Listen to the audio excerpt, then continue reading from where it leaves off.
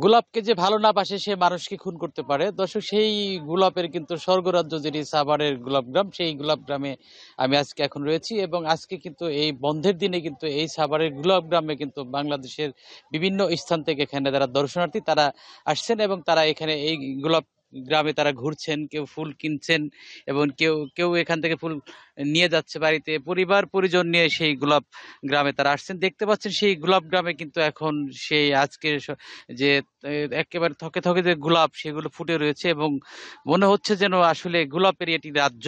কারণ সামনে ৩টি দিবস রয়েছে, সেই বিশ্ব ভালোবাসা দিবস এবং পহেলা ফাল্গুন এবং সেই সাথে আন্তর্জাতিক মাতৃভাষা দিবস। তো সেই ৩টি দিবসকে ঘিরে কিন্তু সাভারের যে গোলাপ গ্রামের চাষিরা রয়েছে তারা কিন্তু এখন ব্যস্ত সময় পার করছেন। তো আমরা দেখতে পেয়েছি সকাল থেকে এই গোলাপ গ্রামে আমি রয়েছে, এখানে কিন্তু গোলাপ চাষিরা যারা রয়েছে তারা সেখানে কীটনাশক থেকে ব্যবহার শুরু করে এবং অন্যান্য যে জিনিসপত্রগুলো রয়েছে গোলাপ চাষের জন্য সেগুলো তারা দিয়ে যাচ্ছেন। তো এখানে আমরা দেখতে পাচ্ছি আজকের এই বন্ধের দিনে কিন্তু এখানে বিভিন্ন স্থান থেকে দর্শনার্থীরা এখানে আসছেন এবং দর্শনার্থীদের ভিড়ে কিন্তু এই গোলাপ গ্রাম এখন মুখরিত। এবং সেই সাথে এই সাভারের যেটি বিরুলিয়া গ্রাম, যেটি সেই বিরুলিয়া গ্রামের এখানে এই কয়েকটি গ্রাম মিলেই কিন্তু এখানে গোলাপ গ্রাম বলা হয় বিরুলিয়া ইউনিয়নের। এবং সেখানে আমরা দেখতে পেয়েছি সকাল থেকেই আশেপাশের অঞ্চল থেকে ছাড়াও কিন্তু বিভিন্ন দূর দূরান্ত থেকে এখানে দর্শনার্থীরা আসছেন এবং তারা এই গোলাপের রাজ্যে আসছেন। তো এখানে আসলে এই গোলাপের রাজ্যে এখানে না আসলে এখানে এটা আপনার ক্যামেরার মাধ্যমে আপনাকে যতটা বোঝাতে চেষ্টা করেছি দর্শক, সেই আসলে কিন্তু তার চেয়েও কিন্তু সুন্দর। এখানে দেখতে পাচ্ছেন যে এখানে সেই একেবারে থোকা থোকা যে গোলাপগুলো সেগুলো এখন ঝুলে রয়েছে গাছে এবং এখানে দর্শনার্থী যারা আসছে তারা কিন্তু অনেকে এই গোলাপ গ্রামে তারা প্রবেশ করছেন এবং এই গোলাপ গ্রামের বাগানে প্রবেশ করছেন। সেখানে এই বাগানে প্রবেশ করে কিন্তু তারা এখান থেকে নিজ হাতে অনেকে ফুল ছিঁড়ে নিচ্ছেন, কিনে নিচ্ছেন এবং এখানে পাইকারি দামে এখান থেকে গোলাপগুলো তারা নিয়ে যাচ্ছেন।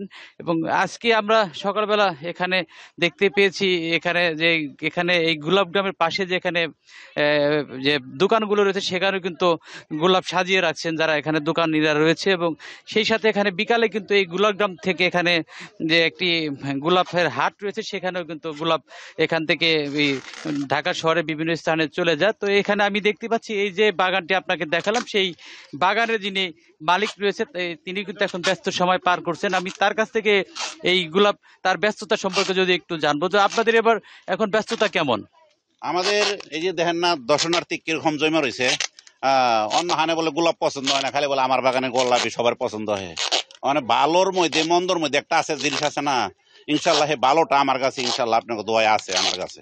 তো সামনে তো 3টি দিবস রয়েছে, তো সেই দিবস উপলক্ষে আপনাদের এখন ব্যস্ততা কেমন? 3টি দিবসে ব্যস্ততা, আমরা খুবই ব্যস্ততার মধ্যে আছি, ভাত খাইবারও সময় নেই, কিন্তু আমাদের কাছে মাল আছে।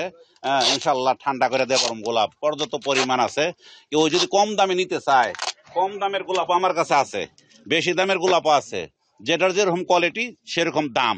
কথা বলছেন, আমার কাছে সব রকমের দাম। কি গোলাপ আছে আপনার কাছে? আমার কাছে চায়না থেকে মনে করেন বাংলাই আছে, মনে করেন 2-3 প্রকারের চায়না আছে, 2-3 প্রকারের। এই যে দেখেন ছোট বড়, এই যে চায়না দেখেন, এই যে কয়েকটা কালার, এই যে এটা আমার নিজস্ব ক্ষেতের।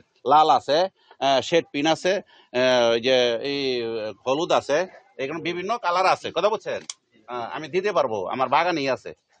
তো এবার গোলাপের বাজার কেমন আশা করছেন? বাজার তো একটু বাড়ি খাইছিল, এখন ইনশাল্লাহ উঠতেছে বাজার, ইনশাল্লাহ উঠবো। আরো সামনে আজকে হইলো 7 তারিখ, আরো যে সামনে কয়েকদিন সময় আছে, ইনশাল্লাহ বাজার পামো আশা করি ইনশাল্লাহ। জি, ধন্যবাদ। যেমনটি শুনছিলেন একজন কৃষকের কাছে, যিনি গোলাপ চাষ করেন এবং এখানে কিন্তু দেখতে পাচ্ছেন শুক্রবারে কিন্তু দর্শনার্থীদের ভিড় রয়েছে এবং তারা কিন্তু এই গোলাপের বাগানের পাশাপাশি এখানে যে দোকান রয়েছে সেই দোকানে কিন্তু তারা এখানে আসছেন এই গোলাপ কেনার জন্য এবং বিভিন্ন রকমের এই গোলাপ দিয়ে এবং অন্যান্য ফুল দিয়ে কিন্তু তারা কেউ মাথায় তারা এখানে মালা সাজিয়ে নিচ্ছেন এবং অনেকেই কিন্তু দেখতে পাচ্ছেন এখানে কিন্তু এই গোলাপ গ্রাম উপলক্ষে কিন্তু এই অঞ্চলে কিন্তু একটি পর্যটক এরিয়া, সেটি ইতিমধ্যেই কিন্তু এটা সমাদিত হয়েছে। এবং এখানে তারা যারা আসলে বেড়ানোর জন্য ঢাকার আশেপাশে যে অঞ্চল থাকে সেই অঞ্চলে কিন্তু এই গোলাপ নেওয়ার জন্য কিন্তু এখানে আসে। এবং এখানে দেখতে পাচ্ছেন যে আরেকটি বাগানে আমি এসেছি দর্শক, সেই বাগানে কিন্তু দর্শনার্থীরা এখানে কিন্তু আসছেন। তারা কিন্তু এখানে কেউ এই গোলাপ বাগানে ঢুকে তারা এখানে কেউ এখানে ছবি তুলছেন, কেউ ফ্রেম বন্দি করে রাখছেন। আসলে ঢাকা শহরে কিন্তু বা আশেপাশে এই ইট ইট পাথরের যে নগরী, সেখানে কিন্তু আসলে অনেকেরই একটু বেড়ানোর জন্য তারা প্রকৃতির মাঝে হারিয়ে যেতে চায়। সেই প্রকৃতি মাঝে হারানোর জন্য কিন্তু সেই গোলাপগ্রামকে অনেকেই তারা বেছে নেয়, এবং এখানে এই বন্ধের দিনে মূলত সেই ভিড়টা আরো বেশি লেগে থাকে। এখানে এই অঞ্চলে কিন্তু এখানে গোলাপের কারণে কিন্তু এখানে এই অঞ্চলটায় অনেকটাই কিন্তু সবার মাঝে ছড়িয়ে পড়েছে গোলাপগ্রাম নামে। এবং সেই হিসেবে এখানে রাস্তাঘাট কিন্তু এখানে সব মিলে খুব একটা এখন উন্নত হয়নি।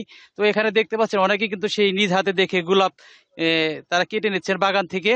এখানে দেখতে পাচ্ছেন একজন দর্শনার্থী আসছে। যদি আমি একটু ভাই একটু কথা বলার চেষ্টা করবো একজন দর্শনার্থী যিনি নিজ হাতে গোলাপ করছেন। ভাই একটু যদি কথা বলি একটু আপনাদের সাথে একটু। হ্যাঁ, ওনারা আসলে গোলাপ নিয়ে আসলে ব্যস্ত সময় পার করছেন নিজ হাতে। আসলে এই আনন্দের সময় আসলে তারা আসলে কারো বিরক্ত তারা পছন্দ করছেন না, সেই হিসেবে তারা এখানে বাগানে তারা একটি এন্ট্রি ফির মাধ্যমে তারা এখানে ঢুকেছে। এবং এই দর্শনার্থী যারা এখানে আসে তারা কিন্তু আমরা দেখতে পাচ্ছি সেই পর্যটক এরিয়া কক্সবাজারের মতো, তারা কিন্তু এখানে ক্যামেরাম্যানও এখানে অনেকে রয়েছে যারা ছবি তোলার জন্য মূলত তারা এখনো তো এখানে আসে। তো তারা এই বিভিন্ন যারা দর্শনার্থী থাকে তাদেরকে ছবি তুলে দিয়ে একটি অর্থের বিনিময়ে তারা এখানে ছবি দিয়ে থাকেন।